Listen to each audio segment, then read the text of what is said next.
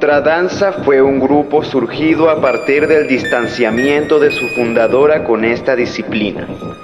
Fue establecido por la coreógrafa, bailarina, maestra de danza y técnicas del movimiento Ercilia López en 1973, formando parte del movimiento de danza contemporánea en Venezuela de esa década. A causa del exilio político, se aloja en México con su familia desde los 6 años y allá tiene su primer contacto directo con la danza a través del ballet. Vuelven a Venezuela en 1959 al caer la dictadura perejimenista e ingresa a la Academia Interamericana de Ballet con las maestras Margot e Irma Contreras, donde comparte con colegas como Sandra Rodríguez. Posteriormente pasó a ser parte del Ballet Nacional de Venezuela, donde permanece hasta 1968. Ercilia sintió atracción hacia la danza contemporánea y se incorporó a ella por 1 año, pero cambiar de disciplina no solucionó sus paradigmas internos, ya que en ambas su única preocupación era la técnica. En consecuencia se separa del mundo del baile, viaja a Nueva York por 2 meses y regresa retirada de la danza. Al poco tiempo ingresa a la Universidad Central de Venezuela a estudiar letras, donde descubre un taller de teatro experimental basado en técnicas de Grotowski, dirigido por Eduardo Gil. Había algo allí que no tenía nada que ver con ninguna técnica conocida por ella hasta entonces, algo que se acercaba a lo que ella estaba buscando. Hace clase en ese lugar diariamente por 1 año, aprendiendo una importante lección, que la mente está conectada con la expresión del cuerpo, pero esto implicaba el doloroso proceso de desprenderse de todos los códigos danzarios que la conformaban. Fue desdibujarse a sí misma.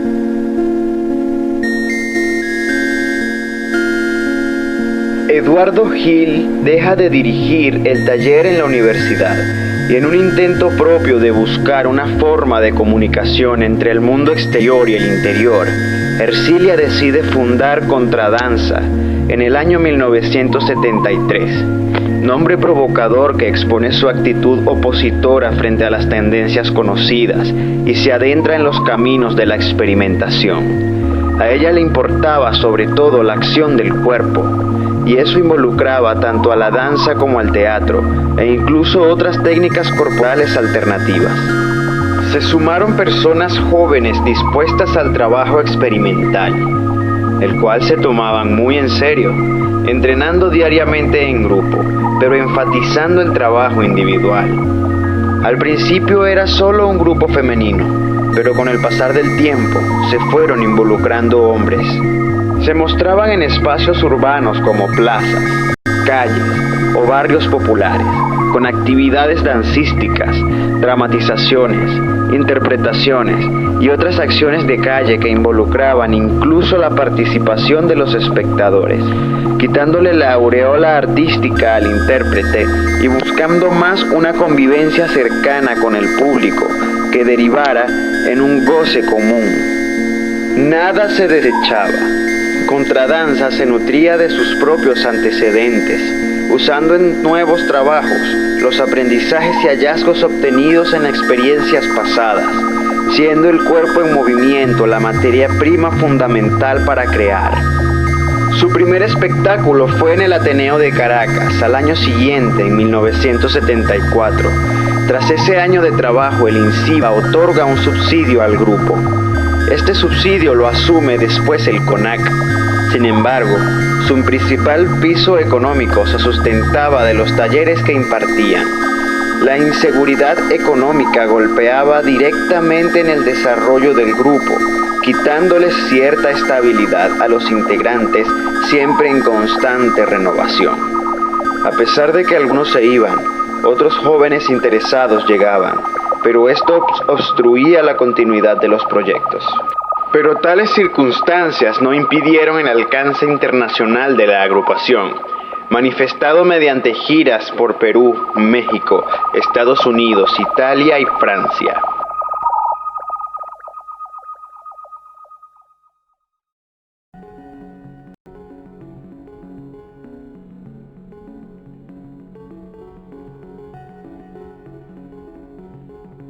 Hoy en día encontramos en Nora Parisi, en Ercilia López y en Sonia Sanoja, que han sido los tres últimos personajes que hemos estado estudiando, iniciando con Sonia Sanoja cronológicamente. Encontramos que son personajes emblemáticos porque pudieron trascender una manera en la que aprendieron la danza, y que justamente la manera en la que trasciende la danza es con el encuentro de uno mismo y con lo que uno considera que logra hacer clic. Los puntos de partida de Alvin Nicolais han tenido gran repercusión en el trabajo de Nora Parisi y de Ercilia López. Entre ellos encontramos las partes del cuerpo, la forma, la fuerza de gravedad, el ritmo, el tiempo, los volúmenes en el espacio, pero sin embargo vemos que estos puntos se trascienden a través de la energía, como diría Nora Parisi, e incluso con la manera en cómo narramos las cosas o lo que queremos decir con la danza, como lo podría cuestionar Ercilia López.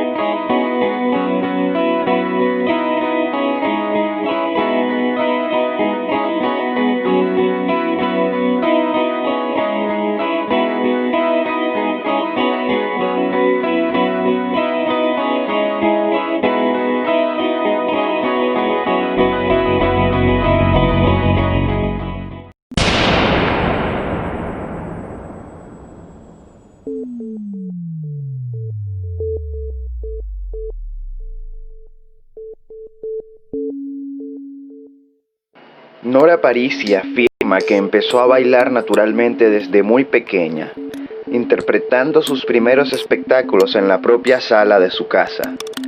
Al crecer empieza a hacer ballet clásico a los 14 años, pero solo con 3 años de entrenamiento ya se siente insatisfecha por tanto rigor. Posteriormente, a los 17 años, descubre la danza contemporánea en una clase que dictaba el maestro Grishka Olgin, y que vio gracias a una invitación de una compañera que estudiaba dicha disciplina. La contemplación de la libertad impregnada en la danza contemporánea evocó en ella recuerdos de su más remota infancia, de cuando ella bailaba por el primitivo impulso de moverse libremente. Así comenzó a hacer clases de danza contemporánea con el maestro Grishka Olgin y en la Casa de la Cultura Popular en San Martín, con el grupo Danzas Venezuela, cuya directora artística era Evelia Berestein. 3 meses más tarde, Grishka le pide que audicione para la compañía, y así pasa a formar parte de Danzas Venezuela por 3 años, compañía que buscaba la expresión nacional usando técnicas de la danza moderna. El INSIVA absorbe a la compañía con una nueva directora, Yolanda Moreno. Empezó la incertidumbre ya que este nuevo personaje tenía una visión puramente folclórica de la danza. Nora viaja a Nueva York en 1965.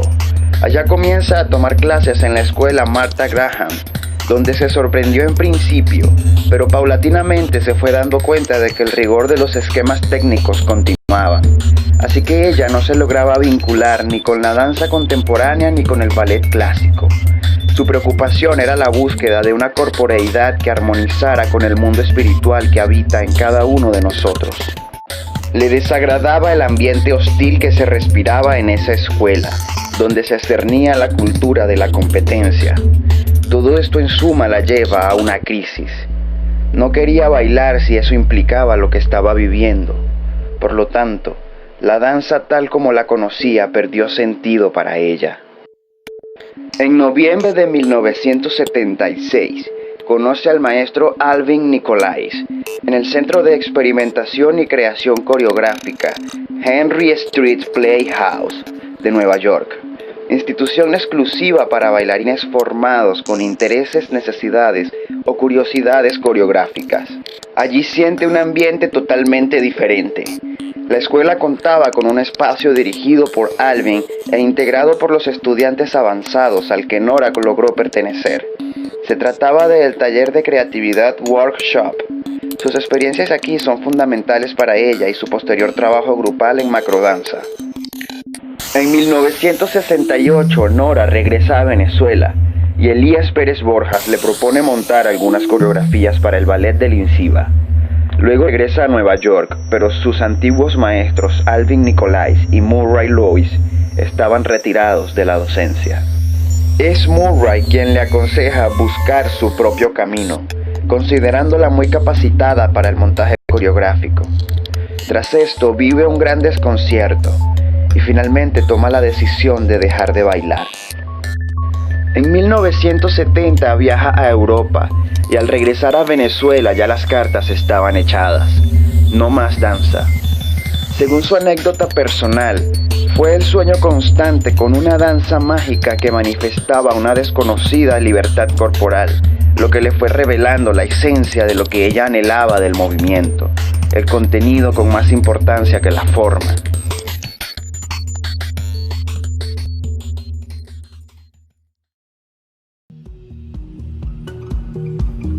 Y haciendo una breve reflexión sobre lo que fue la macrodanza y la contradanza, pude encontrar y observar a través de la investigación que estos espacios fueron creados para la experimentación de nuestro cuerpo. Fue algo bastante interesante conocer lo que era la vida y obra de estas dos bailarinas, y sinceramente lo que ellas buscaban era crear un movimiento totalmente libre, ¿no?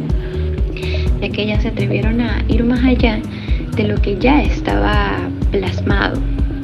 Buscaron la manera de interpretar o de conocer su cuerpo a nivel interno, es decir, a nivel espiritual, y a nivel externo.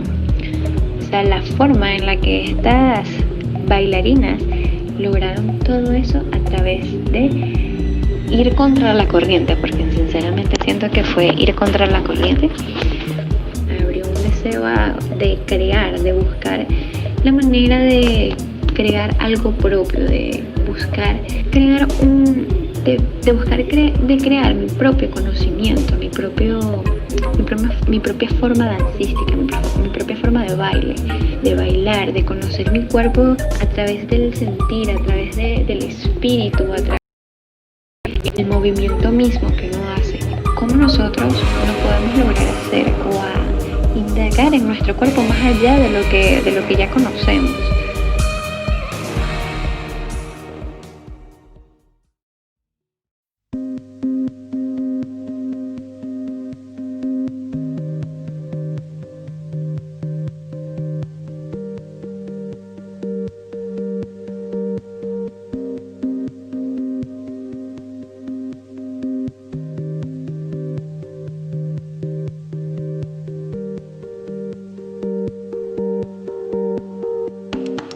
Macrodanza nace en 1972.